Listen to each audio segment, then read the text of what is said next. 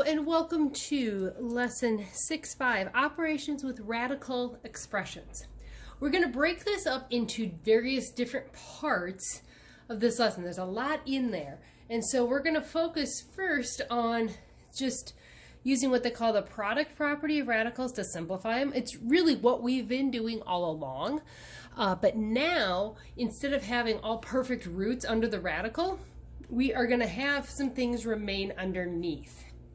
We started with the other kind where you had the perfect roots so that you could see what happens when you simplify. But now we got to take it the next level and say what happens when there's some leftover stuff. How do we deal with this? And then we're also going to look at dealing with quotients today and how you rationalize the denominator when you have something beside the square root. We'll also use square roots in there as well. So first of all, when you have the product property of radicals, really what it's saying is you have any numbers, any real numbers, a and b, and any integer n greater than 1. So this n greater than 1, that's really your index. And these are numbers in the radicand, or representing things in the radicand. So you get that scenario. If the index is even and a and b are both non-negative, because we're not starting with a negative under the radical, then you can split up your radical into pieces. And we've talked about that before. If n is odd, so if you have an odd index, you can just split it up right away. You don't have to worry about positives or negatives. So if you had to simplify a radical, factor the radicand into as many factors that match the root as possible. So down here in the example, we have a cube root. So one way people do this, and it seems to help, but if you see it a different way, that's fine too, is so they take each factor and split it up.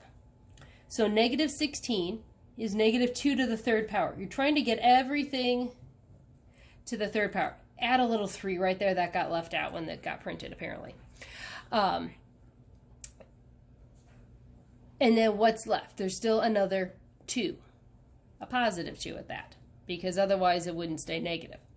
Then you have a to the 5th.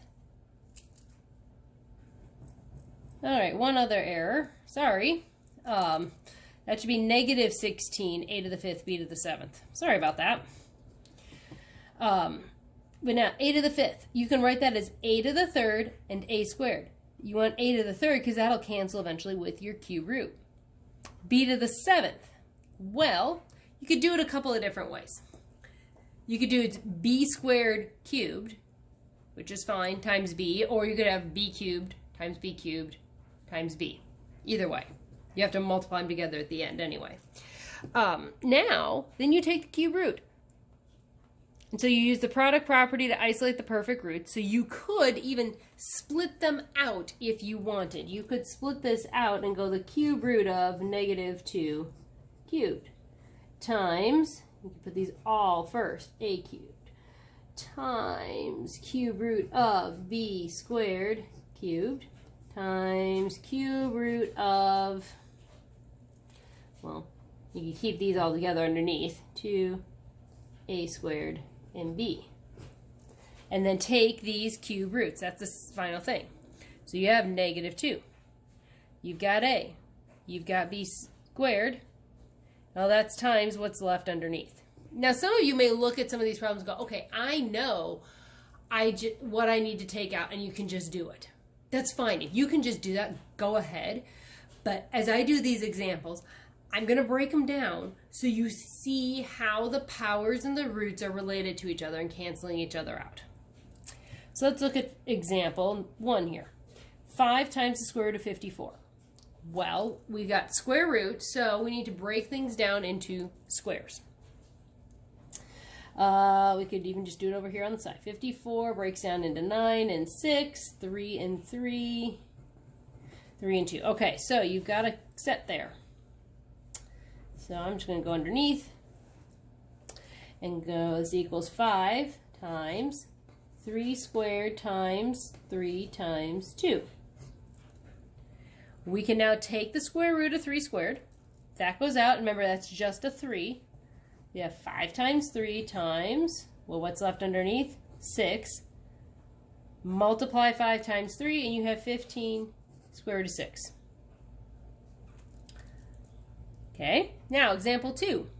4th root of 32, a to the 9th, b to the 20th. Okay, now we're going to have to pay some attention here because we have an even root and an odd power.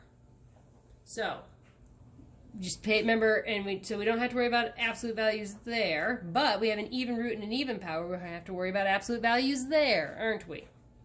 So let's just remember that. So let's break it down. So 32, 2 and 16, 2 and 8, 2 and 4, 2 and 2. 1, 2, 3, 4 2s and 1 left over. So just to give myself a little room, I'm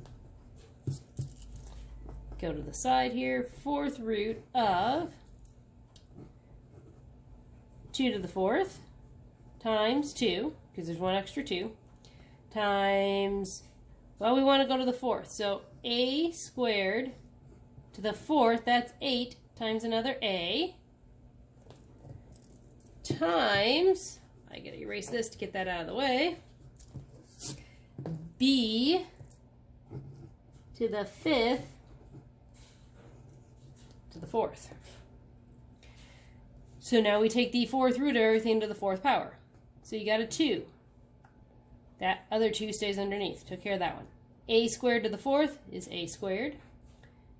Keep that other a there. B to the 5th to the 4th is b to the 5th. But remember, we're going to have to throw absolute values around it because we end up with an odd exponent. And we write what's left, 2 and an a. So there's your answer. 2a squared times the absolute value of b to the 5th times the 4th root of 2a. All right, last example of this variety. Square root of 75 x to the 4th y to the 7th.